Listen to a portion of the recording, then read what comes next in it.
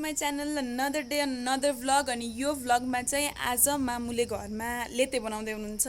हजुरहरूलाई लेते भनेको के हो थाहा छ कि छैन थाहा भएन, but com along with me, आउनु देखाउँछु।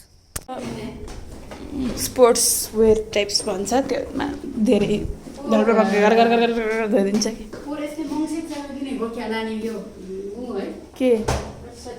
के मिठो बसाउँदैछ। मम्मीले के बनाउँदै हुनुहुन्छ भने मम्मी आफै भन्नुहुन्छ क्या अहिले धुने ठाउँमा।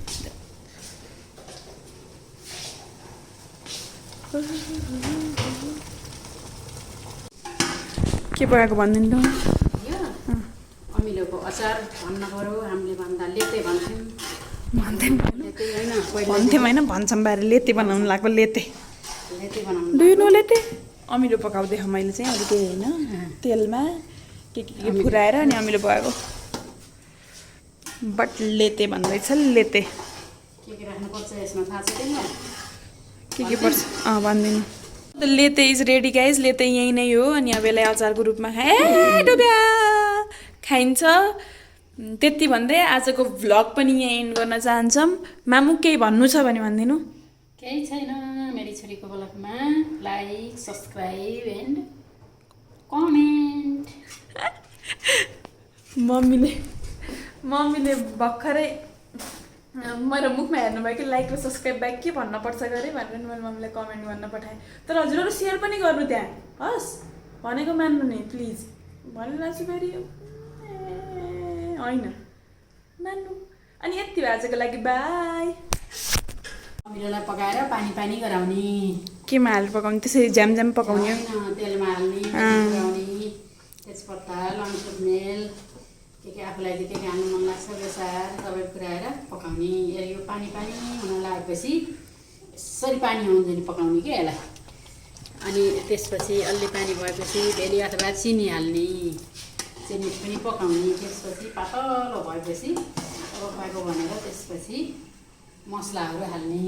मसला के हो त भन्दा सौँफ, ज्वानो, मेथी, जिरा, धनियाँ अनि तोरी भुटेर पिसेर राखेछु। अब त्यसलाई चाहिँ यो सबै थोक पाकेपछि भेली चिनी हालेर पकाएर अब उतार्ने भन्ने बेला सर्रतो मसला हालेर यसलाई बाक्लो गराउने। अनि भाँडा खनाएर राख्ने, यसलाई लेते भन्छन्।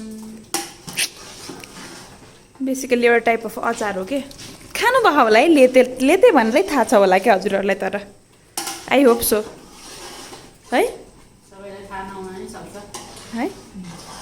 थाहा छ कि छैन कमेन्ट गर्नु त।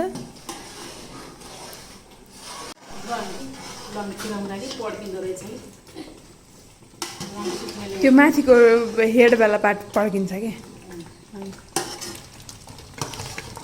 सिधै तेलमा पुऱ्याउनु भएको थियो नि, त्यस्तोमा पड्किन्छ। त्यो फुलवाला पार्ट हुन्छ नि माथिको, त्यो पड्किन्छ। मैले अरू बेला नोटिस गरेको थिएँ।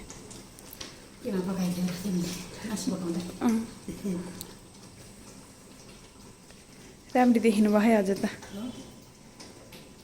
त्यो पकाउँदै थियौँ अनि नरिवल रहेछ कि काँचो नरिवलकै भित्र पानी भएको बेला। सो विथआउट फोडेर खाम। सो फोड्नको लागि बाहिर जाँदैछौँ है त। एउटा चरी बस्थ्यो बुडुम। यहाँ पनि हुन्न मम्मी, फुट्छ ऊ त्यहाँ बाहिर। ऊ त्यो ढुङ्गामा यो टाइल त फुट्यो भने ऊ त्यो भित्तामा पो हुन्छ। भित्तामा त के फोड्ने हो त फेरि।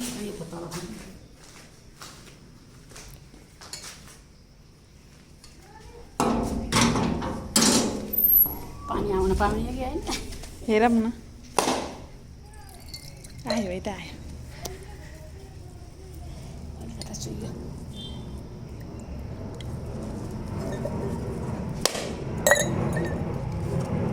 खासै धेरै त रहन्छ पानी, तर पनि काँचो नरिवल मिठो हुन्छ नि त।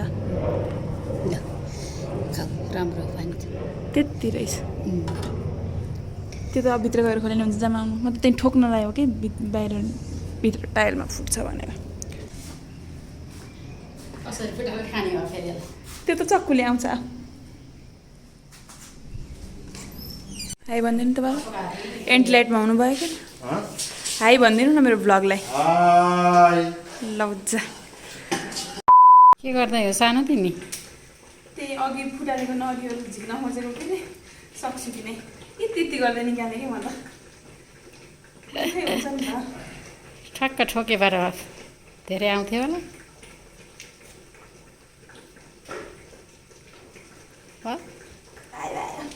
आयो के त्यहाँ बेली 3 किलो मैले अब बेली हाल्ने हो मैले पकाएर हालौँ क्या होइन र के गर्नु कि त्यहीँ हाल्ने पग्लिन्छ रिक्स लिने हो र पकाएर हालौँ भयो पाक्दा जहिले त पग्लिँदै गर्छ ऊ छुट्टै छ यसमा त नि त यहाँ के पकाएर हालौँ हो न र धेरै अमिलो हुन्छ नि त फेरि खान सकिन्न सो त्यही भएर फेरि लप्सीको बनाउँछौँ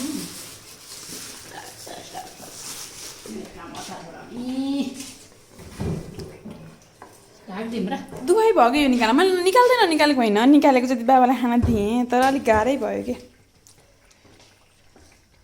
त्यो भेली पकाउने हो अरे यहाँ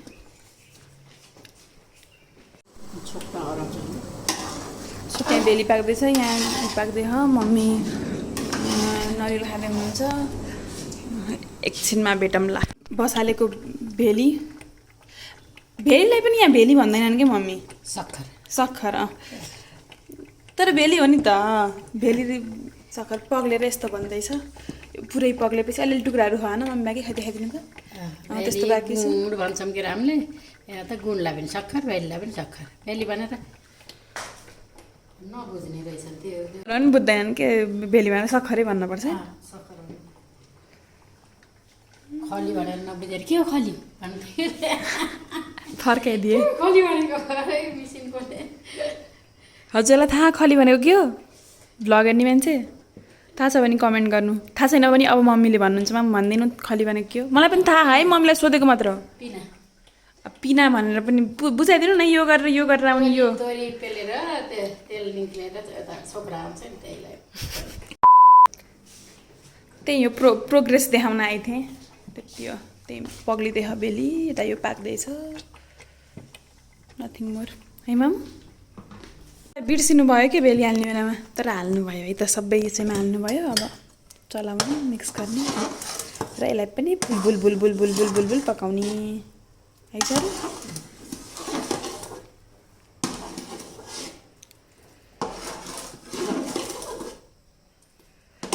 भेली बेसिकली गुलियोको लागि हो भेलीको साटो चिनी राख्दा पनि हुन्छ त्यस्तो प्रब्लम हुँदैन है मामु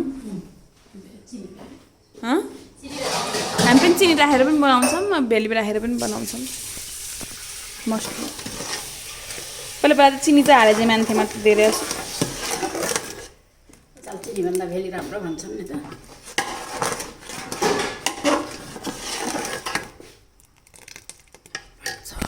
पाक्दै गर्दा हामी यहाँ बसेर मोबाइल चलाउँदै हम दुवैजना मम्मी एकछिन यसो के हेर्दै हुनुहुन्छ मामु टिकटक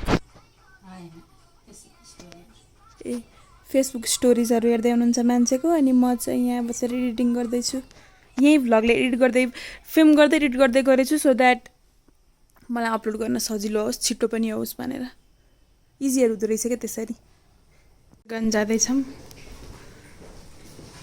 फेरि भुइँमा चलाइराख्नुपर्छ कि टाइममा भुइँमा पिदा लाग्छ कि भनेर पिदा लाग्नु is like basically layer form हुनु डन्नी प्रक्रियाको एक बाटो लेख्नु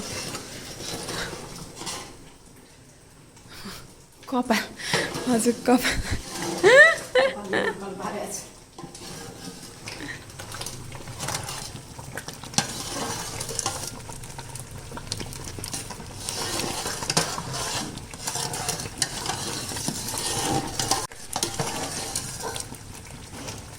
पाक्यो भेली पनि पाक्यो होइन यत्रो बेर खतकाएपछि त हालिदिनुहुन्छ अब मसला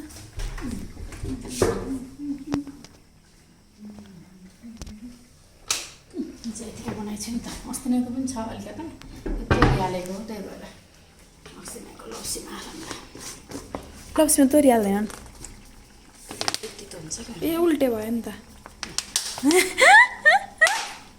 कन्टेन्ट कन्टेन्ट पनि त जान्नु पर्यो नि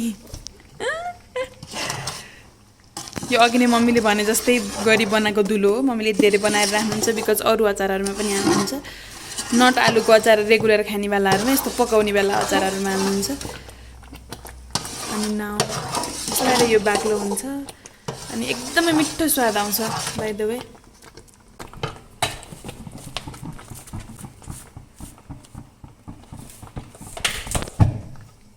ग्यास लिएको त्यस्तै लाग्यो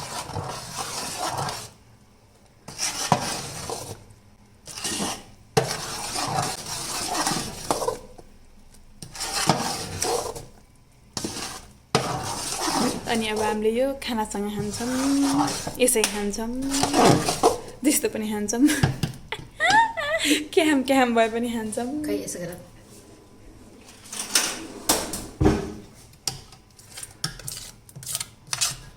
क्या बुझिएन खै यसो पा म हेल्प गरिदिन्छु चलाउन ठिकै छ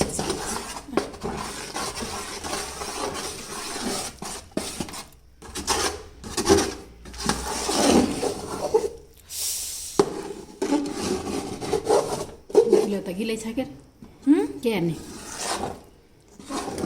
नसोध्नु न मलाई प्रो मान्छे मलाई सोध्दैन नि चाहेर ट्राई गर्नु न के भनेर चाहेर ट्राई गर्नु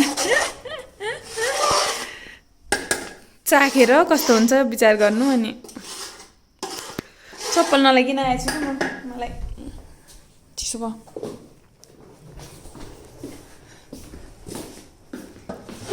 लेते इज रेडी गाइज लेते यहीँ नै हो अनि अब यसलाई अचारको रूपमा खाइन्छ त्यति भन्दै आजको भ्लग पनि यहाँ एन्ड गर्न चाहन्छौँ मामु केही भन्नु छ भने भनिदिनु केही छैन मेरी छोरीको भ्लगमा लाइक सब्सक्राइब एन्ड कमेन्ट मम्मीले भर्खरै मेरो मुखमा हेर्नुभयो कि लाइक र सब्सक्राइब बाइक के भन्नुपर्छ गरे भनेर मैले मम्मीलाई कमेन्ट गर्न पठाएँ तर हजुरहरू सेयर पनि गर्नु त्यहाँ हस् भनेको मान्नु नि प्लिज भनिरहेको छु फेरि होइन मान्नु अनि यति भयो आजको लागि बाई ठिक छ होइन